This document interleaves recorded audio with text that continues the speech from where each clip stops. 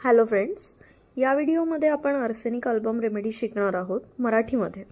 तर बरेचसे यूट्यूबवरती व्हिडिओज आहेत, जेव्हा तुम्ही एखादा सर्च टाकता homeopathic remedy as such arsenicum album, तर हिंदीमध्ये देखील बरेच व्हिडिओज आहेत, परंतु मराठीमध्ये आपल्याला असं स्पेसिफिक व्हिडिओ सापडत नाही ज्याच्यामध्ये डिस्क्राइब करून व्यवस्थित मराठीमध्ये समजावून सांगितलं। तर प्रॉब्लेम असा होतो की कॉलेजमध्ये आपल्याला जेव्हा शिकवतात तेव्हा बरेचदा मराठीमधून आपल्याला समजावून सांगितलं जातं, पण पुस्तकामध्ये वाचताना परत ते कोरिलेट करून मराठी भाषेत समजून घेणं थोडंसं अवघड असतं। तर बरेचसे स्टुडंट BHMSच्या साईडला मराठी मीडियमचे देखील आहेत, सेमीचे पण आहेत, असं नाही की सगळेच आहेत, पण आहेत। तर थोडाफार त्या ज्या अडचणी आहेत त्या दूर करण्यासाठी हा एक छोटासा प्रयत्न आहे। तर यामध्ये आपण students based materia Medica remedy तर शिकणार आहोतच, पण आर्सेनिकम अल्बम पेशंट नक्की ओळखायचा कसा हे तुम्हाला सगळं इझिली समजून जाईल। तर टाइम न वेस्ट करता आपण स्टार्ट करूया इंट्रोडक्शनला। आर्सेनिकम अल्बम कॉमन नेम आहे white oxide of arsenic, chemical formula आहे AS2O3, prover doctor Hahnemann himself, kingdom mineral किंगडमला बिलॉंग करते arsenic, appearance lean thin debilitated hippocratic face, dirty and waxy skin. Arsenic अल्बमचे जे individuals असतात ते सळपातळ असतात, वीक असतात, sunken eyes, parched lips, dirty skin असते, temperament fastidious, cleanliness. Miasms mixed miasmatic remedy आहे आर्सेनिक, कॉम्बिनेशन आहे सोरा, सायकोसिस आणि सिफिलिस, तीनही मायाझमचं। Diathesis scrofulous diathesis, glandular affections, sphere of action. The remedy predominantly acts upon mind, nerves, mucous membrane, joints, periosteum, liver, spleen, lymphatics, blood, lungs, stomach and alimentary canal. For exam purpose तुम्ही एक square काढून त्याच्यामध्ये sphere of action किंवा SOA असं लिहू शकता। त्याच्या साईडला ॲरो करून सगळे सिस्टम्स प्रॉपरली व्यवस्थित एका सर्कलमध्ये लिहू शकता। हे दिसायला पण प्रेझेंटेशनला चांगलं दिसेल आणि मार्क्सही चांगले कव्हर होतील। पॅथोजेनेसिस, तर पॅथोजेनेसिस हा एक मोठा अविभाज्य भाग आहे होमिओपॅथिक रेमेडीचा। तर पॅथोजेनेसिस म्हणजे नेमकं काय, तर डिसीज कसा प्रोसेस करतो, इलनेस कशी डेव्हलप होते, प्रोग्रेस कशी करते, त्याचे कॉजेशन्स काय असतात, त्याचे सिम्पटम्स एका इंडिव्हिज्युअलमध्ये कसे दिसतात, हे सगळ्याला आपण पॅथोजेनेसिस म्हणतो। तर आपलं होमिओपॅथीचं जे व्हायटल फोर्स आपण म्हणतो, व्हायटल फोर्स बॉडीवरती कसा ॲक्ट करतो, बॉडीचं बॅलन्स कसं रिस्टोर करतो, पेशंटला कसं हील करतं, हे सगळं आपल्याला ह्याच्या थ्रू कळतं। ओके, तर लेट्स मूव ऑन टू पॅथोजेनेसिस। तर आर्सेनिक एक पॉयझन आहे मुळात, जे कॉन्स्टंटली इरिटेशन कॉज करतं सगळ्या टिश्यूजना बॉडीच्या। तर आर्सेनिक कशा कशावरती ॲक्ट करतं, GIT वरती ॲक्ट करतं, ब्लडवरती अटॅक करतं, वेन्स वरायसेसवरती अटॅक करतं, सीरस मेम्ब्रेन्सवरती अटॅक करतं, glandular affections, inflammatory swelling cause करतं, पेरिओस्टमवरती अटॅक करतं, जॉईंट्सवरती अटॅक करतं, स्किनवरती अटॅक करतं, general anasarca, dirty waxy skin, rapid emaciation cause करतं आर्सेनिक, अल्सरेशन्स कॉज करतं, त्यानंतर स्किन इरिटेशन प्रोड्यूस होते, त्यानंतर ती प्रोग्रेस करते इचिंग बर्निंगमध्ये व्हायलंटली, आणि त्यानंतर इरप्शन्स अल्सरेशन्स डेव्हलप होतात। तर हे सगळं आपल्याला पॅथोजेनेसिसमध्ये बघायला मिळतं। आता एलिमेंट्स फ्रॉम म्हणजे काय, कॉजेशन्स, कॉज कशामुळे होतं, अल्कोहोलिझम म्हणजे excessive intake of alcohol, ptomaine poisoning, eating decayed food, dissecting wounds, chewing tobacco चिवर्समध्ये बघायला मिळतं, decayed food, climbing mountains, sea bathing, malaria, stings of venomous insects, chill in winter, taking ice, abuse of quinine. तर abuse of quinine हे बऱ्याच रेमेडीचा elements आहे। Okay, आता mental generals बघूया, हे सगळ्यात महत्त्वाचं आहे। मेंटल जनरल्स म्हणजे आपल्याला इथे शिकायला मिळतं की नेमकं आर्सेनिकची पर्सनॅलिटी कशी असते। आर्सेनिक म्हटल्यानंतर तुम्हाला आधी काय आठवतं, क्लासिक डिस्क्रिप्शन आर्सेनिकचं काय आठवतं, की तो अँशियस आहे, रेस्टलेस आहे, ॲग्रेवेटेड बाय कोल्ड आहे, वर्स आहे 1 to 2 PM 1 to 2 AM ला, थर्स्टी आहे for sips of water, periodicity marked आहे आर्सेनिकची, अल्टरनेशन ऑफ सिम्पटम्स आहे, ॲन्युअली सिम्पटम्स दिसतात, अल्सरेशन आहे, बर्निंग हे मार्क्ड की नोट आहे, हे सगळं आठवतं ना आपल्याला। तर आपण त्याला आता बेसिकली तो मुळात कसा आहे आणि तो कसा डेव्हलप झाला आहे त्या स्टेजेसमध्ये, अर्ली स्टेजेसमध्ये कसा होता, लेटर स्टेजेसमध्ये कसा झाला आहे, हे सगळं आपण थोडंसं डिस्क्रिप्टिव्ह वेमध्ये लर्न करूया। तर आता स्लाईडला मूव ऑन करूया। स्लाईडमध्ये म्हटलं he is extremely fastidious, wants everything in order, neat and clean, fastidious आहे म्हणजे क्लीनलीनेस त्याला आवडते, अतिप्रिय आहे, wants everything in order, neat and clean, proper मॅनरमध्ये सगळ्या गोष्टी पाहिजेत, एकही वस्तू इकडचे तिकडे अँगल सुद्धा हल्लेला चालणार नाही. तर असं का आहे? फास्टिडियस आहे आपण हे बरेचदा वाचलंय. तर फास्टिडियसनेस आर्सेनिकची येते कुठून?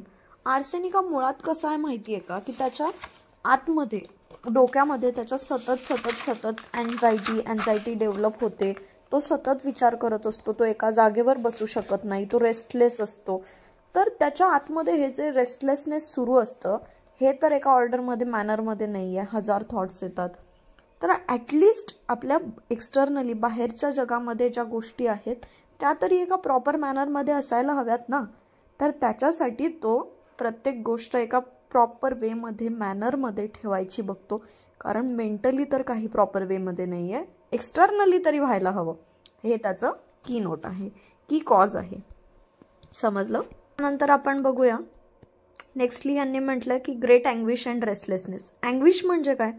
तर एक्स्ट्रीम टाईपचा त्याच्यामध्ये फिजिकल किंवा मेंटल पेन असतं, याला आपण म्हणतो अँग्विश. रेस्टलेसनेस काय आहे? फिजिकल रेस्टलेसनेस आहे, एका जागेवर बसू नाही शकत, कंटिन्युअसली त्याला ह्या प्लेसवरून त्या प्लेसवरती जायचं असतं, तो एका प्लेसमध्ये स्टेबली बसूच शकत नाही. फिअर ऑफ डेथ हे मार्क्ड आहे या रेमेडीचं.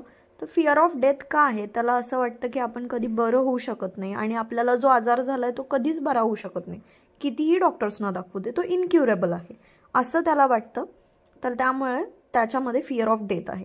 Fear of death when alone or going to bed. आता हे का आहे fear of death when going to bed? असंच का आहे? कारण की रात्रीच्या टाईमला तो एकटा असतो आणि त्याला असं वाटतं की माझ्या सपोर्टला कोणी नाही आहे, तर माझी तब्येत जास्त कमी होऊ शकते आणि त्यामुळे त्याला कोणी ना कोणीतरी सतत सोबत राखतं. तर fear of being left alone इथं येतो. आता हे जे आहे ना fear of being left alone, हे आर्सेनिकचं फॉस्फरसपेक्षा वेगळं आहे. फॉस्फरसला गप्पा मारायला कोणीतरी लागतं, सोबतीसाठी कोणीतरी लागतं, पण आर्सेनिकला कशासाठी लागतं? जस्ट नावासाठी लागतं की मी आजारी पडलो तर मला कोणीतरी बघायला पाहिजे. Great fear with cold sweat असतं. त्यानंतर thinks it is useless to take medicine. हा डॉक्टर मला काय बरं करणार, हा माझा आजारच इनक्युरेबल आहे तर, असं त्याला वाटतं. त्यामुळे त्याला गोळ्या घेणं महत्त्वाचं वाटत नाही. सुसायडल थॉट्स येतात, हे लेटर स्टेजचं लक्षण आहे. Hallucinations of smell and sight. Hallucinations असतात स्मेल साईटचे. Despair drives him from place to place. म्हणजे ह्याच्यामध्ये डिस्पेअर म्हणजे काय? मुळात निराशा.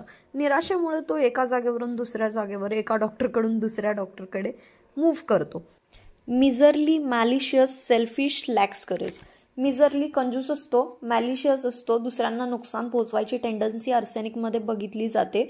सेल्फिश असतो, स्वतःचा विचार करणारा असतो. Lacks of courage. Of course arsenic हा कॉन्फिडंट नसतो, त्याच्यामध्ये भीती असते, तो कुठलीही गोष्ट करताना 10 वेळा विचार करेल. सेन्सिटिव्ह असतो आर्सेनिक डिसऑर्डरला, म्हणजे त्याला डिसीजबद्दल सतत वाटत असतं की मला हा जो आजार झालाय तो इनक्युरेबल आहे, मी कसाच बरा होऊ शकत नाही, मग मी ह्या डॉक्टरकडे जाऊन उपयोग काय, जर आजारच बरा होणार नाहीये तर डॉक्टर बदलवू की नको बदलवू, हे सतत त्याच्या डोक्यामध्ये चक्र सुरूच असतं. डिप्रेस्ड असतो तो, सतत निराशेमध्ये असतो की मी आता मरणार आहे, ही फिअर ऑफ डेथ त्याच्या डोक्यामध्ये कॉन्स्टंट घर करून असते. इरिटेबल, चिडचिड, ऑफकोर्स इरिटेबिलिटी येणारच. इन्सिक्युअर असतो की माझ्या बाबतीत आता काय होईल काय नाही, माझ्यासोबत कोणी असणार आहे की नाही असणार आहे, या सगळ्या गोष्टी येतात. इन्सिक्युरिटी हे पॅथॉलॉजीचं मूळ कारण आहे आर्सेनिकमध्ये. ही इन्सिक्युरिटी जी आहे ही येते कुठून? तर इन्सिक्युरिटी ही फक्त सोशली येत नाही आर्सेनिकमध्ये. तो फक्त बाहेरच्या जगामध्ये वावरताना इन्सिक्युअर नसतो, तर त्याला सतत घरी असला बाहेर असला तरी त्याला सतत त्याच्या डोक्यामध्ये हा थॉट घर करून असतो की मी एक व्हल्नरेबल माणूस आहे, म्हणजे फिजिकली आणि मेंटली मी इझिली हर्ट होतो, तर कोणीही येऊन मला कसंही बोलून जाईल किंवा मला इजा पोहोचवून जाईल, हे त्याच्या डोक्यामध्ये सतत असतं. तर आर्सेनिक हा या बाबतीत भरपूर भित्रा असतो. ही जी इन्सिक्युरिटी आहे ह्याच्यामुळे आर्सेनिकला इनिशियल स्टेजेसमध्ये पॅथॉलॉजी डेव्हलप होऊ शकते. तर आर्सेनिकची इन्सिक्युरिटी आहे ह्याला कव्हरअप करण्यासाठी तो डिपेंडंट राहतो दुसऱ्या लोकांवरती. तर आर्सेनिकमध्ये डिझायर्स कंपनी हा एक रुब्रिक आपण वाचलेला आहे. तर डिझायर्स कंपनी म्हणजे काय? तर आर्सेनिकची जी इन्सिक्युरिटी असते त्याच्यामुळे त्याला कंपनी लागतेच. तर डिझायर फॉर कंपनी हे असं आहे की त्याला गप्पा मारण्यासाठी फॉस्फरस सारखं कुणी नको आहे, पण त्याच्या साईडला कोणीतरी असावं की इन केस त्याची तब्येत बरी कमी जास्त जर झाली तर त्याला कोणीतरी बघायला, दवाखान्यात नेण्यासाठी कोणीतरी असायला हवं असं त्याच्या डोक्यामध्ये असतं. त्यासाठी त्याला कोणीतरी साईडला लागतं. ओके, बाकी काही रिझन नाही आहे ह्याच्यासाठी. फिअर ऑफ बिईंग अलोन ह्यासाठीच. आर्सेनिक हे खूप पॉझिटिव्ह असतं ऑब्जेक्ट्सबद्दल, मनी म्हणजे पैशाबद्दल, पीपल, त्याच्या ज्या आजूबाजूचे लोक आहे, गिव्ह अँड टेक रिलेशनशिप असते. तर आर्सेनिक त्यामध्ये एक टेकर असतो. तो एखाद्या पर्सनला सपोर्ट करेल ना तर तो सुद्धा एका सेल्फिश कारणास्तवच करेल की मला इन रिटर्न काहीतरी मिळणार आहे तर मी त्याच्यासाठी करेल. आणि एखाद्या माणसाचा जर सपोज काहीतरी अपघात झाला तर आर्सेनिक हा तिथे जाऊन त्याला उचलेल किंवा त्याला दवाखान्यात नेईल अशी आर्सेनिक पर्सनॅलिटी नाही आहे. आर्सेनिक आधी विचार करणार, मी जर त्या जागी असतो तर ओ असं झालं असतं, त्यानंतर मी तर आता त्या जागेवर नाही आहे असं म्हणून तो तिथून निघून जाईल. ओके.